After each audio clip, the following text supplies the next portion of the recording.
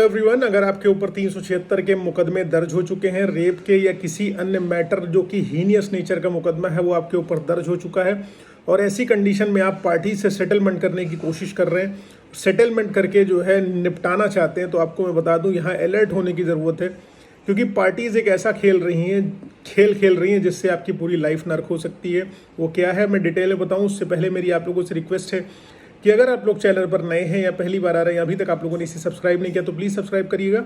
साथ ही साथ एक हम्बल रिक्वेस्ट और है, अगर आप मुझसे पर्सनली मिलना चाहते हैं लखनऊ, दिल्ली, इलाहाबाद में, तो आप अपनी अपॉइंटमेंट शेड्यूल कराकर मुझसे डायरेक्टली मिल सकते हैं। नंबर आपको डिस्क्रिप्शन में मिल जाने वाला है। देखिए दोस्तों, जब भी आपके अगेंस्ट 376 या किसी अन्य धारा में मुकदमा दर्ज होता है जो कि बेहद हीनियस नेचर का है, जिसमें लगभग जेल जाना एकदम पुष्ट होता है, ऐसी कंडीशन में जैसे आपकी गिरफ्तारी होती है, आपके पास 10-15 दिन 20 दिन का मैक्सिमम समय होता है कि आप अपनी अरेस्ट स्टे करा लें, एंटीसिपेटरी बेल करा दें और अपने आप को जेल जाने से बचा सकें। क्योंकि पुलिस के सामने जैसे ही आएंगे आपकी गिरफ्तारी हो जाएगी। तो ऐसे में आप लोग की एक गलती क्या होती है कि आप लोग सेटलमेंट करने की कोशिश करते हो। पार्टीज जिसने आपके ऊपर, जो आपका दुश्मन है, जिसने आपके ऊपर मुकदमा लिखाया हुआ है, उससे आप सेटलमेंट करने की कोशिश करने लगते हो, उसकी अनरीजनेबल डिमांड मानने लगते हो।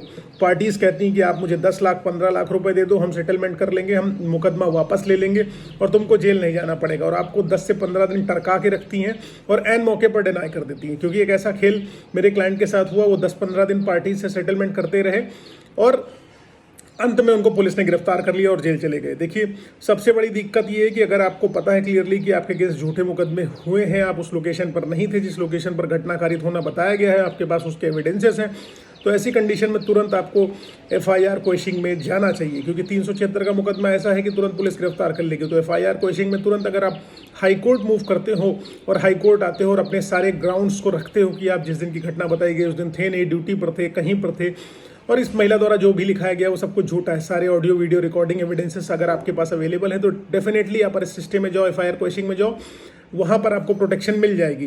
क्योंकि जो आपके पास 10-15 दिन का समय बचा हुआ है, इसमें अगर आप जो है गिरफ्तारी आपकी हो जाती है तो आपका जीवन खत्म हो जाएगा। 6 महीने के पहले बेल नहीं होनी, आप बाहर आ नहीं पाओगे, जेल में रहोगे मोटा मोटा, ठीक है। लेकिन कंडीशन यहाँ पर यह है कि अगर आपके पास जो टाइम पीरियड बचा हुआ है उसमें आप सेटलमेंट करने की, नेगोशिएशन करने की कोशिश करते हो, तो टाइम स्पॉइल होगा, किल होगा। क्योंकि पार्टी कहेगी, आप कहोगे मैं 5 लाख दे सकता हूँ, पार्टी कहेगी 15 लाख दो मुझे, नहीं तो सेटलमेंट नहीं होगा।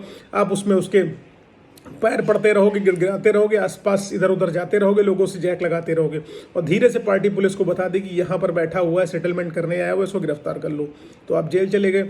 और दूसरी चीज़, अगर मान लो पार्टी जिसने झूठे मुकदमे लिखाए हैं वो सच में सेटलमेंट करना चाहती है, और वो दूसरी चीज़ है उसकी एक अनरीजनेबल डिमांड सबसे बड़ी होती है कि पैसा हम 1 रुपये भी अकाउंट में नहीं लेंगे, उस पैसे का कोई रिकॉर्ड नहीं होता है जो आप सेटलमेंट करने के लिए जाते हो। चाहे पुलिस के माध्यम से सेटलमेंट आप कराइए, चाहे आप पार्टी से डायरेक्ट सेटल करिए, उसका कोई रिकॉर्ड नहीं होगा।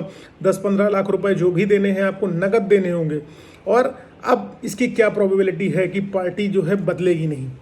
जिसने आपके ऊपर झूठे मुकदमे लिखाए, भरोसा नहीं रहा उसको, जिसने आपके ऊपर भरोसा नहीं किया, उसने अकाउंट में पैसा नहीं लिया, उसने आपसे कैश पैसा लिया, इसकी क्या प्रोबेबिलिटी है कि वो बदलेगा नहीं? इसकी क्या जो है गारंटी है कि वो बदलेगा नहीं? वो बदल जाएगा, वो कह देगा कि मुझे कोई पैसा नहीं मिला है और स्टेटमेंट भी परिवर्तित नहीं करेगा, आपकी कहानी लग जाएगी। और दूसरी चीज़, crime against women and child, POCSO का मुकदमा हो या 376 का मुकदमा हो, इसमें किसी भी प्रकार का कॉम्प्रोमाइज़ नहीं होता है। क्योंकि ये स्टेट केस होता है, ये राज्य के विरुद्ध मुकदमा होता है, राज्य के अगेंस्ट क्राइम होता है, इसलिए ये जान के चलिए इसमें सेटलमेंट नहीं होता है। इस मुकदमे को आप मजबूती से लड़िए, सेटलमेंट करने के चक्कर में मत पड़िए।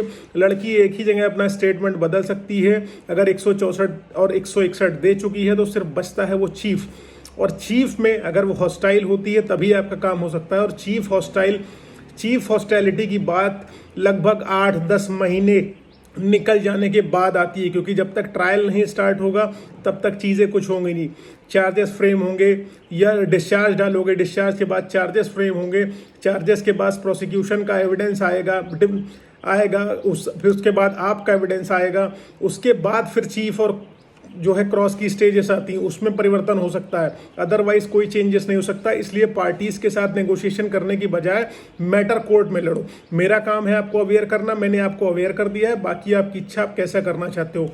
फिर कहूंगा कि जैसे ही कोई एफआईआर आपके अगेंस्ट फॉल्स केस की रजिस्टर हो रही तो एफआईआर क्वेश्चनिंग में तुरंत हाईकोर्ट जाओ। ये मत सोचो वकील साहब फीस ले रहे हैं या नहीं ले रहे हैं, लेकिन आपकी लाइफ वहां पर बच रही है।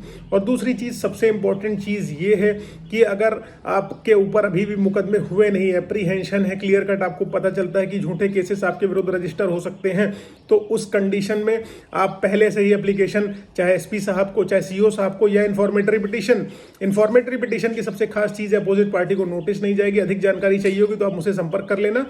और दूसरी चीज, आप इस तरीके के एप्लीकेशंस मूव करके रखोगे तो आपकी सेफ्टी हो जाएगी, क्योंकि कोर्ट में जब भी आप आओगे आपके अगेंस्ट मुकदमे लिखाए जा चुके होंगे और कोर्ट से आप कहोगे कि मेरे विरुद्ध शुरू से अपराध करते चले आ रहे थे, मुझे शुरू से प्रताड़ित करते चले आ रहे थे, लेकिन फिर कोर्ट एक क्वेश्चन सीधा पूछती है, have you filed any case, तुमने कोई मुकदमा दर्ज कराया इनके ऊपर, कोई एप्लीकेशन दी? आपका जवाब होगा नहीं, मेरे द्वारा कोई एप्लीकेशन नहीं दी गई, क्योंकि मैं डरा सहमा सा था।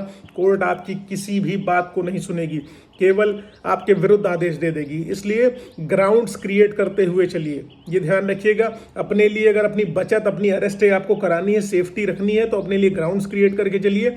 वो ग्राउंड्स आपको बचा पाएंगे, अदरवाइज आपकी लाइफ हेल हो जाएगी, नर्क हो जाएगी अगर जेल चले गए तो। इसलिए थोड़ा संभलिए, समझिए, चीज़ों को सोचिए। उम्मीद है जानकारी पसंद आई, समझ में अगर ऐसा कुछ है तो वीडियो को लाइक करना, शेयर करना। फेसबुक, इंस्टाग्राम, ट्विटर पर अभी तक नहीं जुड़े हो तो वहां जुड़ना, लिंक आपको डिस्क्रिप्शन में मिलने वाला है। Thank you so much. जय हिंद, जय भारत। लखनऊ, दिल्ली, इलाहाबाद के साथ साथ अब मैं आपको अयोध्या में भी मिल सकता हूँ। You can consult me over there as well. Thank you so much. जय हिंद।